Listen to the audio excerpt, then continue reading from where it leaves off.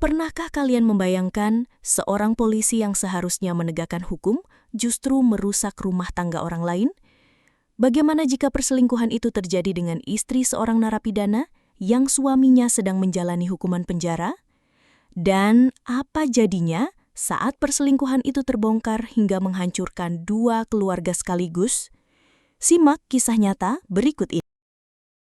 Di sebuah kota kecil di Jawa Tengah, hidup seorang pria bernama Andi Susanto, usia 34 tahun. Andi sehari-hari bekerja serabutan, mulai dari tukang bangunan, buruh angkut di pasar, hingga kadang menjadi ojek pangkalan. Istrinya, Rini Wulandari, seorang ibu rumah tangga berusia 29 tahun yang mengurus dua anak mereka yang masih duduk di bangku SD. Hidup mereka pas-pasan. Andi menunggak bayar kontrakan dan utang warung semakin menumpuk. Hingga suatu malam, Andi nekat membobol warung kelontong di kampung sebelah, mengambil 2 tabung LPG. Tapi apes, aksi Andi kepergok warga, dan dia langsung diamankan, lalu diserahkan ke polisi. Dalam proses persidangan yang berjalan cepat, Andi divonis 1 tahun 6 bulan penjara. Rini hanya bisa menangis di ruang sidang, memeluk kedua anaknya yang kebingungan kenapa ayahnya diborgol. Beberapa minggu setelah Andi dipenjara, Rini memberanikan diri untuk pertama kalinya datang ke lapas guna menjenguk suaminya. Ia membawa bekal nasi ayam goreng favorit Andi yang dibungkus dalam rantang plastik sederhana, ditemani anak sulungnya yang masih berusia 10 tahun.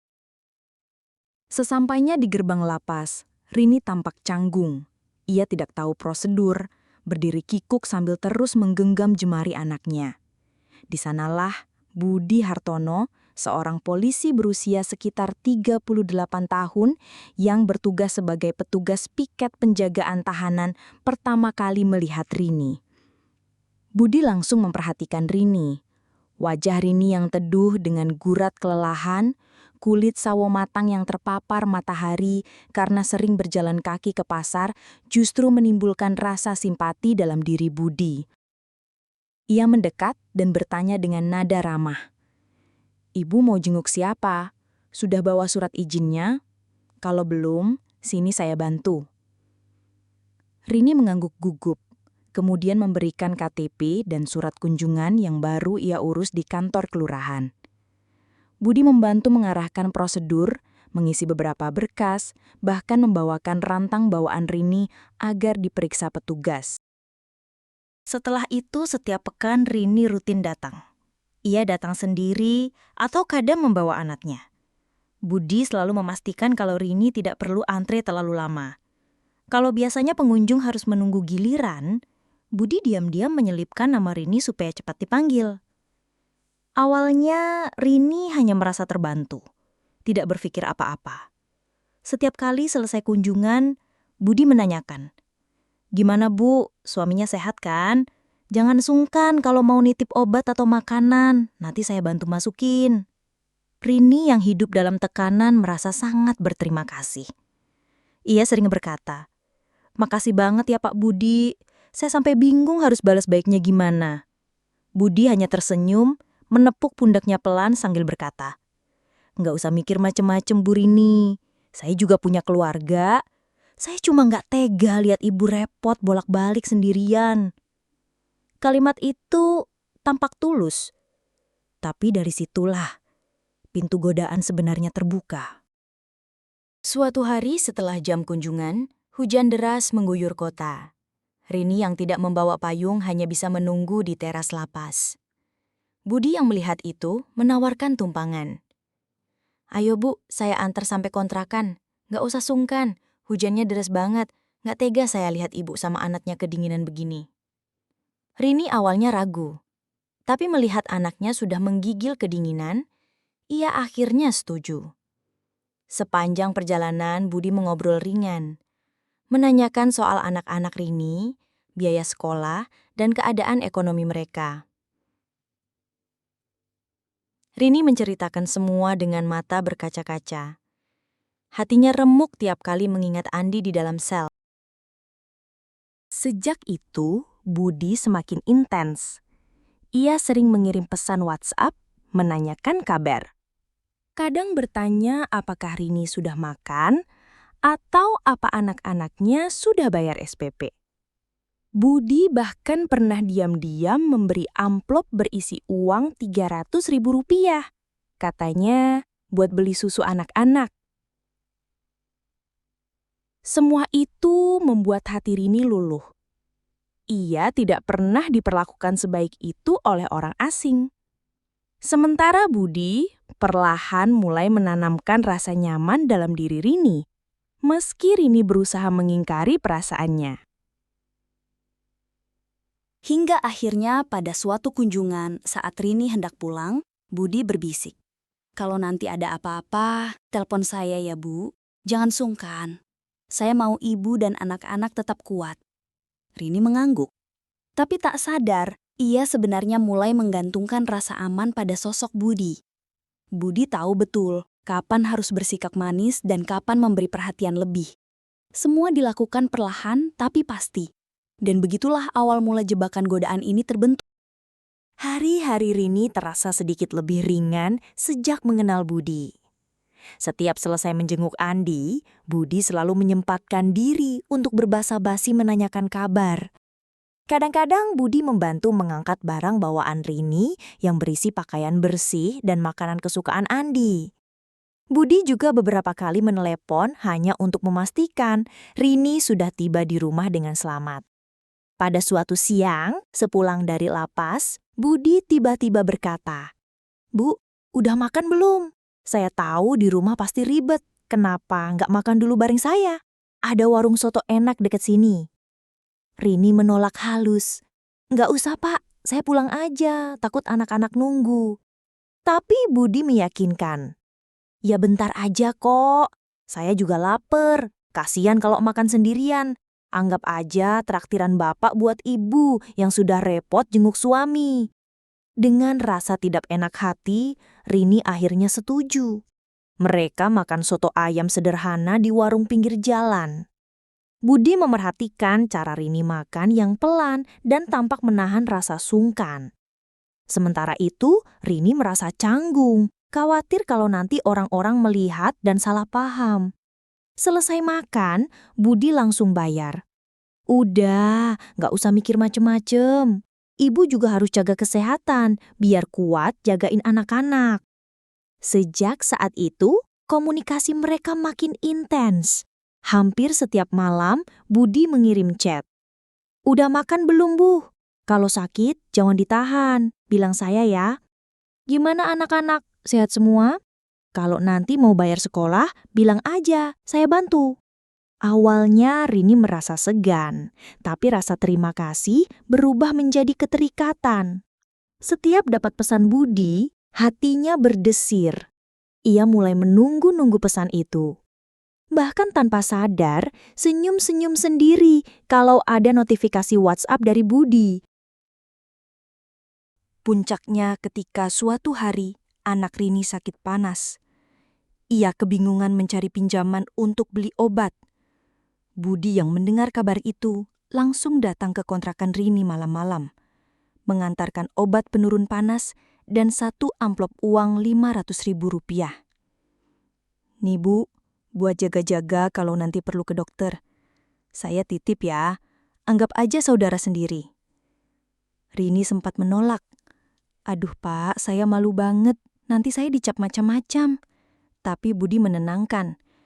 "Ibu ini gimana sih? Saya juga punya anak, tahu rasanya khawatir. Nggak usah mikir jelek." Sejak itu, hati Rini semakin luluh. Ia menganggap Budi malaikat penolong di saat semua orang menjauh karena status Andi yang kini narapidana. Beberapa minggu setelah kejadian itu, Budi mengajak Rini dan anak-anaknya makan bakso di taman kota. Ia tampak begitu akrab dengan anak-anak Rini, bahkan membelikan mereka balon dan es krim. Dalam diam, Rini merasa aneh. Ada rasa hangat, tapi juga rasa bersalah. Ia teringat Andi yang pasti kesepian di dalam sel, menunggu cerita-cerita kecil tentang anak-anaknya. Namun rasa itu kalah oleh kehadiran Budi yang selalu ada untuknya. sementara Andi kini jauh dan tak berdaya. Hingga pada suatu sore yang gerimis, setelah Rini pulang dari pasar, Budi menelepon dan berkata, "Saya di dekat rumah ibu nih, boleh mampir bentar? Saya bawain cemilan buat anak-anak." Rini bingung, tapi akhirnya mempersilahkan. Budi datang membawa kantung plastik berisi gorengan, roti, dan 2 botol susu. Anak-anak menyambut riang, tidak tahu kalau kedatangan Budi sebenarnya mulai melanggar batas. Saat itu, Rini tanpa sadar duduk berdekatan dengan Budi di kursi ruang tamu kayu. Mereka bercerita soal masa kecil masing-masing, tentang keluarga, tentang kesepian. Budi tiba-tiba menatap Rini lama, lalu meraih tangannya. "Saya cuma nggak mau lihat ibu capek terus. Saya sayang sama ibu." Rini terdiam. Hatinya berontak. Tapi genggaman tangan Budi terlalu hangat untuk ditepis. Untuk pertama kalinya, Rini membiarkan jemarinya digenggam pria lain selain Andi. Budi memang pandai menyembunyikan jejak. Setiap kali pergi menemui Rini, ia selalu memberi alasan lembur atau patroli malam. Tapi sang istri, Sinta, yang sudah belasan tahun hidup bersama Budi, mulai merasakan ada yang tidak beres. Awalnya hanya hal-hal kecil. Budi pulang terlalu larut, padahal sebelumnya jarang. Kalau pulang, sering langsung mandi dan pakai parfum lagi, seperti menutupi bahu sesuatu. Sinta juga mulai menemukan sisa struk belanja berisi pembelian susu anak-anak, merek yang bukan untuk anak mereka. Sinta semakin curiga ketika suatu malam minggu, Budi pamit seperti biasa. "Sayang, aku lembur lagi ya, banyak laporan mingguan yang harus diberesin." Sinta hanya diam. Tapi malam itu, ia diam-diam menghubungi adiknya untuk meminjam mobil. Ia memutuskan membuntuti Budi. Dengan dada berdebar, Sinta mengikuti motor suaminya yang melaju menembus jalanan kota. Motor itu tidak belok ke arah kantor polisi, melainkan terus ke pinggiran kota. Sinta hampir tak bisa bernapas ketika melihat motor Budi berhenti di parkiran sebuah hotel melati. Tak lama kemudian, seorang perempuan berkerudung sederhana keluar dari angkot dan langsung menghampiri Budi.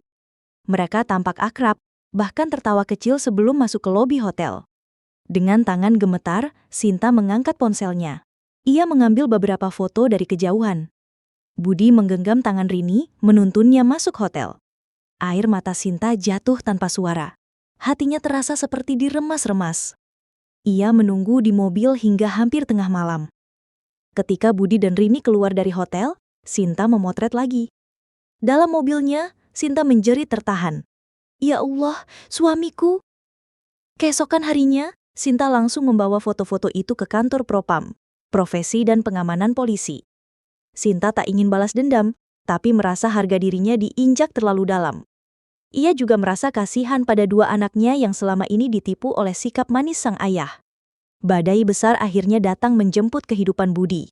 Kabar perselingkuhan Budi cepat menyebar di internal kepolisian. Atasan Budi marah besar karena bukan hanya memalukan institusi, tetapi juga melanggar kode etik berat. Seorang aparat hukum menodai rumah tangga rakyat kecil. Budi dipanggil ke sidang etik internal. Dalam sidang itu, Sinta membawa semua bukti, foto, rekaman pesan WhatsApp, hingga catatan transfer uang yang diam-diam pernah dikirim Budi ke rekening Rini. Hasilnya, Budi dijatuhi pemecatan tidak dengan hormat, PTDH. Ia harus melepas seragam yang sudah puluhan tahun ia banggakan. Dalam prosesi pelepasan atribut di halaman kantor, Budi menunduk. Topi, tanda pangkat hingga seragamnya dilepas satu persatu oleh petugas. Ratusan mata menatapnya dengan campuran iba dan jijik. "Budi Hartono, mulai hari ini Anda bukan lagi anggota Polri," kata atasannya lantang. Sepulang dari kantor, Sinta sudah menunggu dengan koper berisi baju Budi di teras rumah. "Kamu nggak usah pulang lagi ke sini. Aku udah urus gugatan cerai.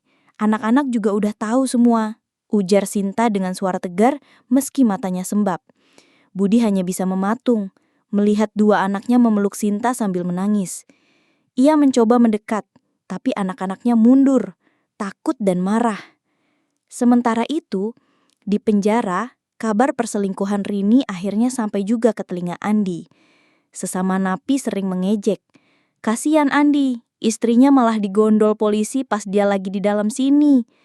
Ketika Rini datang membesuk, Andi menolak bertemu. Lewat sipir, ia hanya menitipkan pesan pendek. Bilang sama dia, biar kita urus cerai lewat pengacara aja. Anak-anak ikut saya nanti kalau saya bebas. Rini menangis jadi-jadinya di depan pintu lapas. Tapi nasi sudah menjadi bubur. Beberapa bulan kemudian, hidup Budi dan Rini benar-benar berantakan. Budi menjadi pengangguran. Untuk makan sehari-hari saja harus menggadaikan motor. Rini tinggal di rumah orang tuanya, menanggung malu. Di kampung, semua tetangga mencibir. Kadang Budi datang menengok Rini, tapi tak lama mereka bertengkar. Uang habis, Budi stres, sering mabuk-mabukan. Rini pun menyesali semua. Kalau waktu bisa diulang, saya lebih pilih hidup susah sama Andi daripada begini. Sementara itu, anak-anak Andi dan Rini yang dititipkan sementara pada kakek neneknya menjadi bahan gosip orang sekampung. Setiap mereka bermain, selalu ada bisik-bisik sinis. Itu loh anak Bu Rini yang selingkuh sama polisi. Dua keluarga benar-benar hancur hanya karena hubungan gelap yang awalnya terlihat sepele. Kisah ini seakan menampar kita bahwa perselingkuhan tak hanya menyakiti dua orang, tetapi menghancurkan banyak hati, pasangan, anak-anak, bahkan keluarga besar. Dan bagi Budi, seragam yang dulu sangat ia banggakan, kini hanya menjadi simbol kegagalan paling memalukan dalam hidupnya. Dari kisah ini, kita belajar bahwa perselingkuhan tak hanya merusak satu hubungan, tetapi menghancurkan banyak hati dan masa depan. Godaan sesaat bisa membuat kita kehilangan segalanya, pekerjaan, keluarga, harga diri, dan masa depan. Hargailah kepercayaan pasangan, karena sekali dikhianati, penyesalan tak akan pernah mengembalikan apa yang telah hilang.